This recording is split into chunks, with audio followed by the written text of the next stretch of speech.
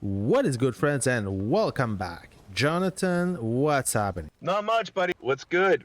Now we got 8.2. Let's check it out. So without any further ado, now we heard the news. You guys were wondering what's up with those funny and goofy and wacky unit skins. So they're doing a crossover event with Metal Slug. Metal Slug, I don't know if you guys are aware.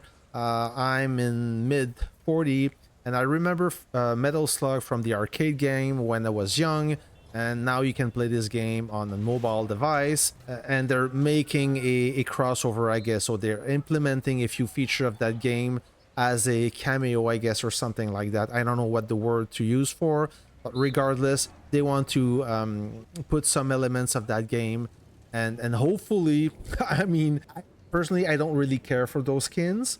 If you're a fan of the game, that's good for you, as long as it doesn't take away something that we love.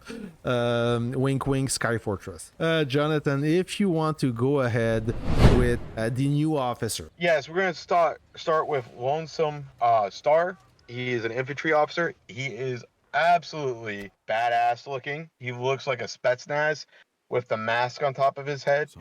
And from what I've seen from videos, when he's awakening, it looks like he's carrying Rising Star on his shoulders, for one. But what really piques my interest with Lonesome Star is the fact that, one, his second skill has a chance of providing a 500 shield, a shield with 500 damage coefficient, and also his fourth skill increases the effectiveness of the new feature called Covering with infantry, which I find very interesting. He also does a very well AoE attack with placing out landmines that can attack multiple units, which is very similar to White Wolf and is very, very efficient. So we talk about his skills. The main idea, I think, is Warpath is really want to push infantry. So 8.2 have a few features, especially for the infantry. We're gonna go through all those features. If you want my advice, and I've said it before, I'm gonna say it again, friends. Infantry is the new meta. Okay, so in a nutshell, infantry, they are immune to armor and helicopters. They are immune to bombers. Their weakness is against BM, the Katyusha, and the howitzer. So if you're looking for that tank, the tanking unit, look no further than infantry. You should start working on that tech, developing infantry. It's the future so far. It's the new meta. Do you agree? I completely agree. I'm working on mine right now. Yeah. And I'm working on mine as well. I have a long I mean, the process will be quite long, as I have absolutely no tech in infantry, but I do recognize it, and that's the evolution. I mean, tanking a base, even with a super heavy now, no matter what, you will lose all your tanks. Infantry, you can survive that siege. So there you go. If you want to do some base to base or be that tanking unit for your team, go ahead and use the infantry and focus on this officer, this guy with Golden Eagle or even Iron Bastion. Maybe more Iron Bastion if you want to tank bases. So this is a good setup. This is a good base to start with. If you want to add something more, Jonathan, you let me know, or you just go ahead. I do. So also with infantry now are also very viable on base defense. In my last video I did a base defense redefined. I was able to determine with my testing that actually lib infantry throw a smoke grenade that will stop the main tanking unit from attacking your base, allowing you to kill it faster. Now, with this new update, we can now reduce that smoke bomb prep time from 15 seconds to 13.5 seconds, which is a very big difference, because with that, now you're going to be able to affect more units and increase your survivability. Another thing with infantry on base defense is that it is perfectly flexible for Vox and also Tip of Spear for these defensive suited officers that you can quickly swap out for offensive officers when you want to use them in the field. All right. So Inferno, if you're looking for a second or yeah, a second good bomber officer, we're gonna go with the few highlights. Now his tactical skill. I mean, no, I'm not gonna go through all his skills. We have a limited time. You can look this in your own. I want to talk about more of which of those skills I think they are better in your gameplay. So the first one is this one. Whenever this officer's bomber troop set a target on fire, the fire deal 40% more damage. So if you cannot afford to awaken this officer, focus on this skill. If you have already El Cartero awakened, it will boost up the damage up to 40%. As you know, El Cartero, he lights up, he ignites your targets. So this is a good pairing or skill training. And this one, you talk about this, Jonathan, if you're so this skill, which the positive thing about this skill is it's good for either fighter or bomber. If you're looking for more resistance against anti-aircraft units, so light tank and anti-tank gun, so this is a good skill to train as well. Yes, and so is the second skill on his abilities, because there's not many officers for Air Force to use the skill tab system. But as you look right here, the key thing that makes him good for the skill tab system with the second one is if you need that little extra oomph on your fighter or a bomber and you're not using El Cartero, and say you're one of the 1 in a million that uses, say, Golden Pixie and Rictus Reaper, you can now buff that damage with his second skill on either fighter plane or bomber, because it directly affects the officer's troop. Right. So it's very impressive. Big change, at least for me, and maybe for the new players out there, because our content, it's not only for the veteran player, it's also for the new players. So what happened is every new server now, there will be a downgrade, or they will reduce the number of cities from server 60 and onward. The number of level 1 cities has been reduced from 80 to 16, level 2 cities from 40 to 8, and level 3 cities from 20 to 4. That is a major change. What does it matter? Why it does matter for you? So if you're a new player, then it will be much more difficult obtaining a worthy city title or city post. As you know, city post, they will give you a significant buff, most of the time universal buff. So if you look at the city post right there, the combated command, so if you are a lucky one to be the supreme commander, look at all those buffs. All right, now the chance to obtain one of those buffs will be much lower since there's less cities. Why Lilith decide to go that route?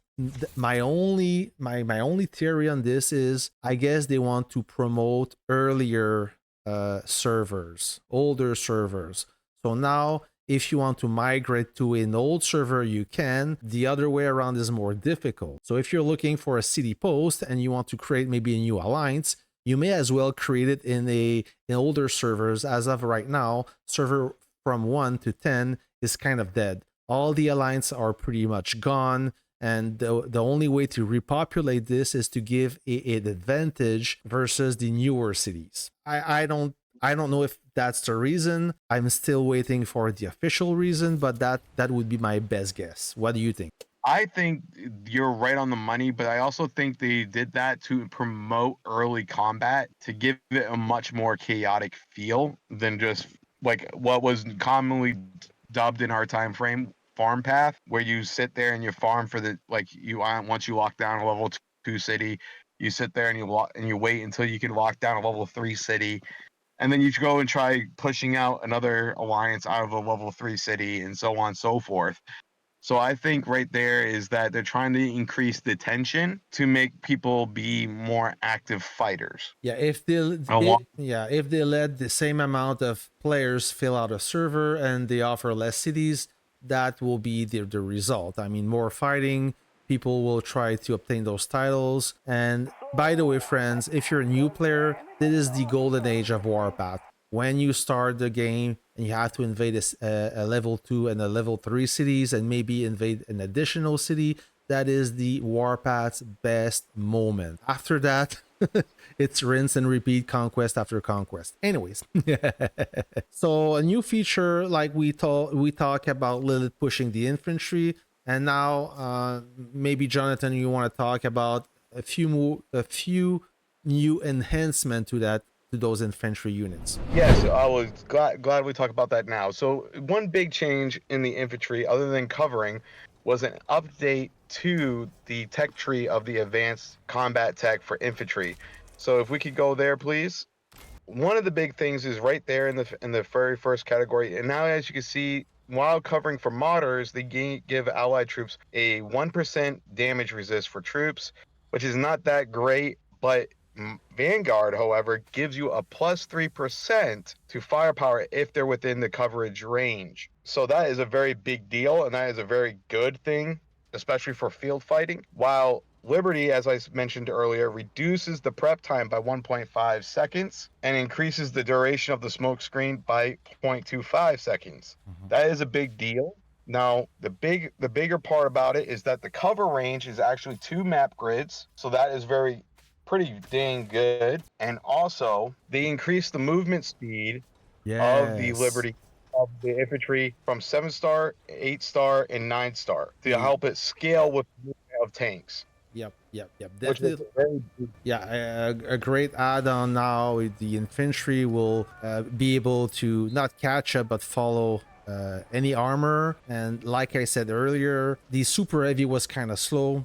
Now the infantry will be much faster, and for a tanking unit, I mean, it's good and bad because now the infantry will be able to outrun the howitzer. Regardless, you can't say no to extra mobility. The another thing they have changed is mixed tactics. And as you can see before, we used to have to mix 3 units to make a mixed army group to get the buff. Now, however, all we need is 2 of a unit type to actually make a mixed army group, which is vastly superior. Because now we're going to have an easier time running MBTs and howitzers or RLs now for raiding bases. And now we also have the infantry and artillery that can push forward. And also now we can mix helicopters with infantry as well, and that would be all effective. However, I do not think this will work if you're mixing helicopters and MBTs together. So keep that in mind. It has to be armored versus unarmored versus artillery. So infantry, armor, and artillery. I'm in the process of making a video about tactic. I don't want to expand on that right now, but I feel like many of the commanders out there, they don't fully understand or they didn't create their tactic efficiently, as this is free buffs, okay? Free power right there if you do the proper thing. If you take time to read the description, it can make a difference. You can grind a few percentage of buffs just by doing the right thing. You just need to ask yourself the proper question. Shall I make a armor group or an artillery group, and work from there? So recently they've been lately been patching up the walls on the fortified walls. They've been increasing the health steadily, and they did it yet again. And they, I believe, increased it by 1 million per wall level. Yeah, They increased the wall level between the level 11 to 20 to 1.5 million and where it was previously 1 million. So that was a very big boost. so they also increase the damage resist bonus for all fortified wall levels. I don't think, my opinion is that the wall defense is great. I mean, the attention is good. However, I don't see how it's going to affect the base durability, as everybody will obtain those bonuses, even the whales that are still very hard to destroy. So in your game, I don't think that this will change anything. The fact that when your base get assault from by an army groups composed of let's say 3 army groups of 15 units, so that's 45 units, your base will blow up no matter what. What I think is, and I hope that Lilith will watch this video, if not, I'll make sure they do, as base defense is one of the most fun activity. It used to be fun, now they took away that fun. Before you could counter your base with the artillery just by timing the way you pop out and attack your enemy's artillery. Now they took it away from us. They sent a quick mail saying that they will adjust this as they found that it was a glitch. It's really not a glitch. All you had to do is count in your head, time the attack, pop back in, and do your business. So that was your only hope, survive as long as you could. Now that's not available anymore, and I think that base defense should be enhanced to make it more enjoyable. I don't mind having my base blown up, but if I can do something about it, instead of being the spectator, you see those huge cannons. You get those when you reach wall level 100. When you do, so this is just an idea. We talk about this, Jonathan and I. So let's say that when your base is under siege, a mini game will pop up, and you could control these cannons, try to counter the siege, or do something about it. Therefore, defending your base could be fun again, and then people will be actively blocking builds, and they wouldn't mind anymore getting attacked, as they could at least try to grind a few more kills out of this sequence of getting under siege. I don't know if I explained it properly. Nope. Okay.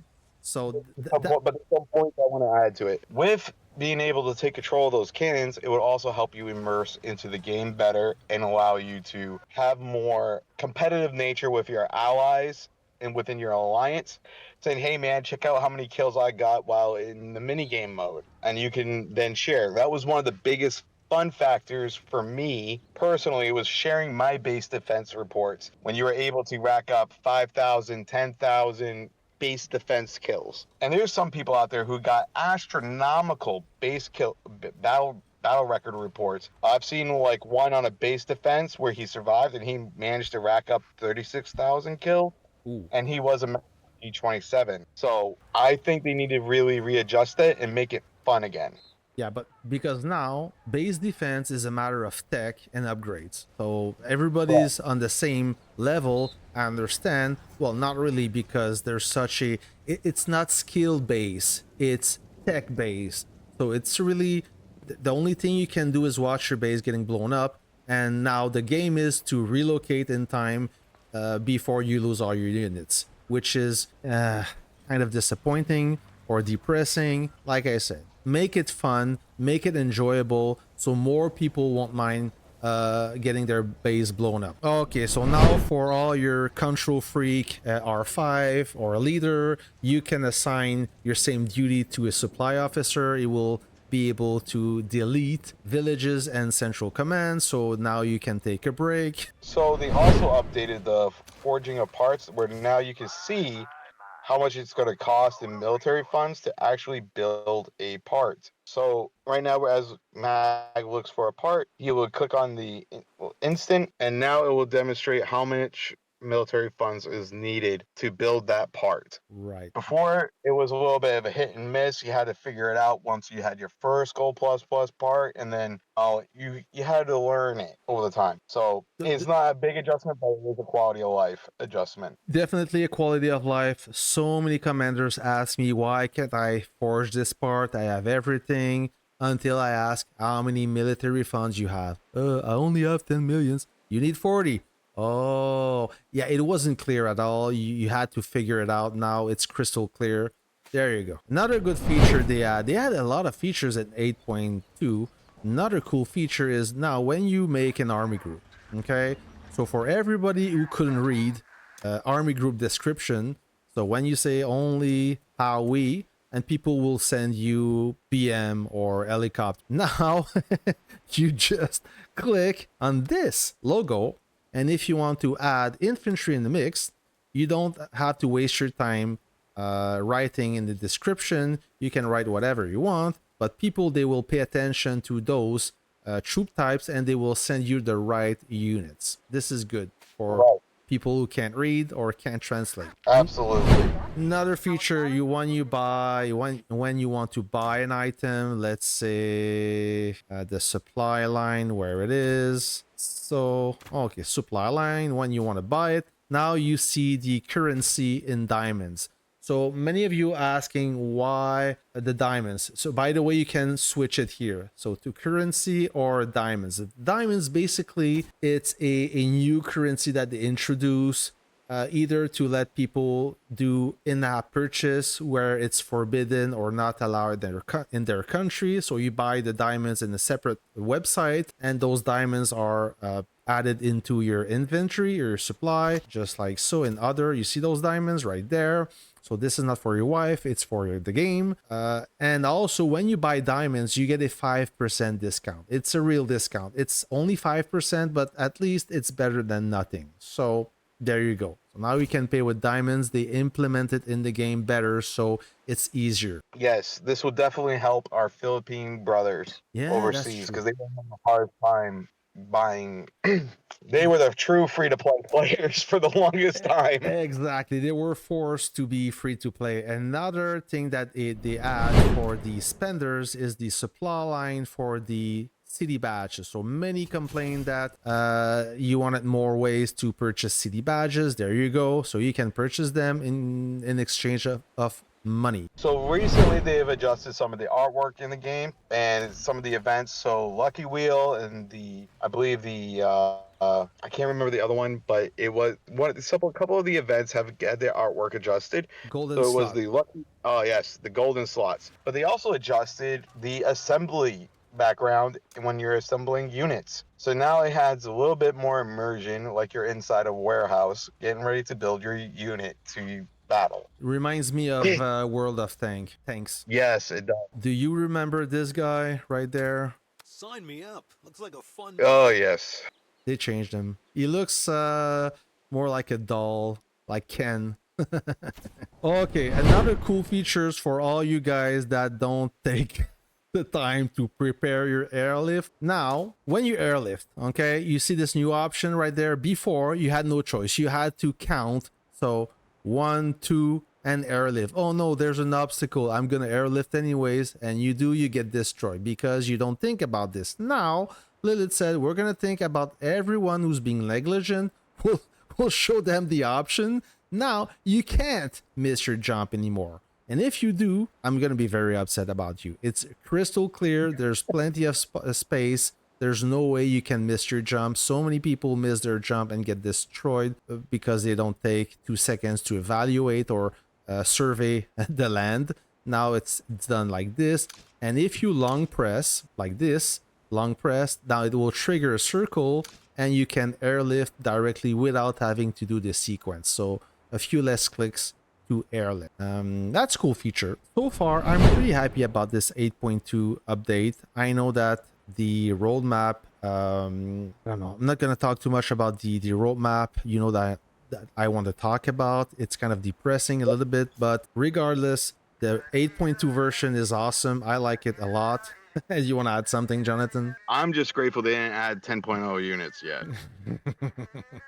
That was their biggest saving grace with 8.2. They didn't add that into the fly. That's all I have for you today, friends. I hope that you like this video. I hope you guys enjoyed this video as well. I hope you guys had a wonderful day. If you did enjoy this video, please like, comment, and subscribe. And also check out our community Discord. The link will be down below, as well as my channel as well in the description. So please stay tuned. We got plenty more coming up. So this is Fubar. I got your 6. This is Mag, friends. Thanks for watching. I'll catch you in the next video. See ya.